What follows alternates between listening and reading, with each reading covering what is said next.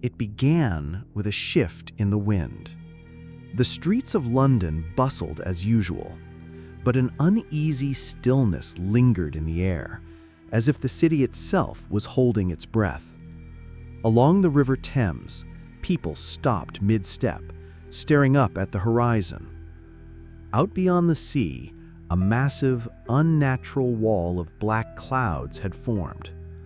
Meteorologists called it an anomalous storm system emerging over the North Atlantic. But when the first satellite images were released, they sent shivers down the spines of those who studied them. The clouds were not drifting randomly. They were spiraling, pulsing, contracting and expanding like the lungs of some colossal living creature. In the time-lapse footage, it almost looked like breathing. By nightfall, the storm reached the Brighton coastline. The moment its shadow touched the shore, the ocean waves froze in mid-motion. Not slowed, frozen. For 10 full seconds, the entire coastline was silent. No wind, no water, no gulls. Then, without warning, the silence was ripped apart by a single piercing howl of wind that shattered windows and twisted lampposts to the ground. The storm carried more than rain or lightning. It carried voices. People in Brighton reported hearing thousands of whispers in dozens of languages, overlapping each other in a low hiss. Some claimed they could make out words.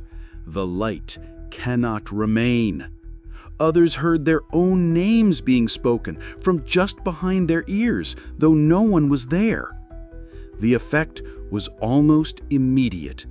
Those who listened too long began to tremble, their pupils dilating until their eyes were pools of solid black. Then they vanished, not in a flash, not in a scream, simply gone, leaving behind clothes and a faint outline of shadow on the ground like a burnt silhouette. Streetlights began to fail, one by one. The famous Brighton pier went dark. Buildings bore strange markings along their walls, deep scratches that looked like claw marks, far too large for any known animal. This was no natural storm. It was hunting.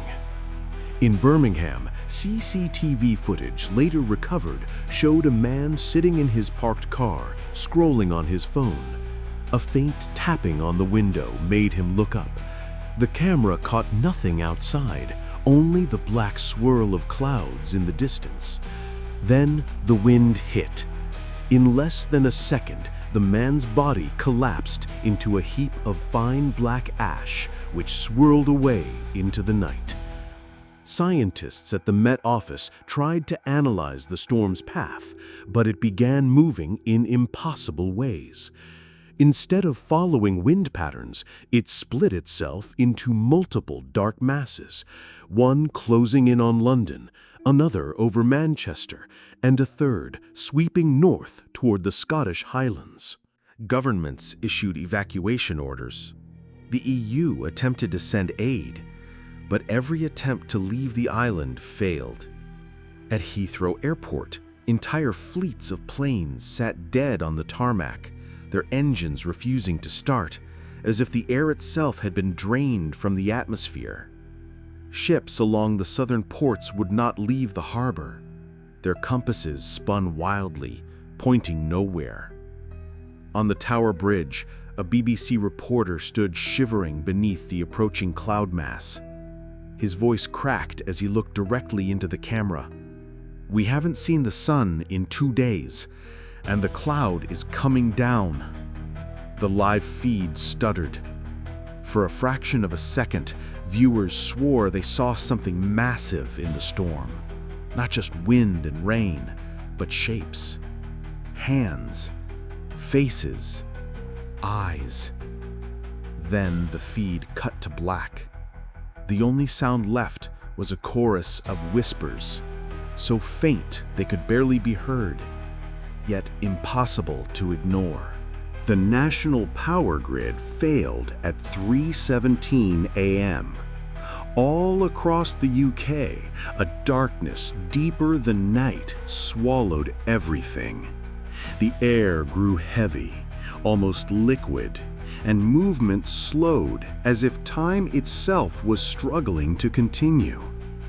In London, skyscrapers disappeared into the black clouds. From certain streets, people claimed to see eyes, thousands of them, glowing faintly within the storm, staring down at the city like predators watching prey.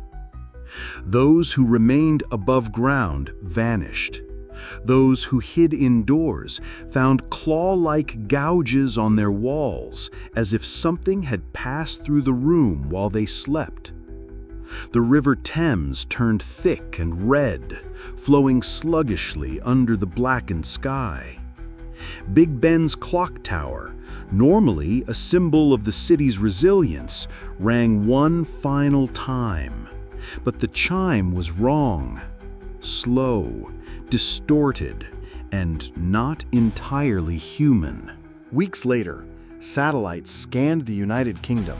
There was no sign of cities, roads, rivers, nothing but an immense, swirling black mass drifting slowly over where the land had been. Oceanographers tracking the storm noticed something horrifying. It wasn't dissipating. It was moving west across the Atlantic. In a small, abandoned radio station in Ireland, the last recorded broadcast was discovered. The voice was calm, almost gentle, speaking directly into the microphone. "We will find you. The light will never return." And then, silence.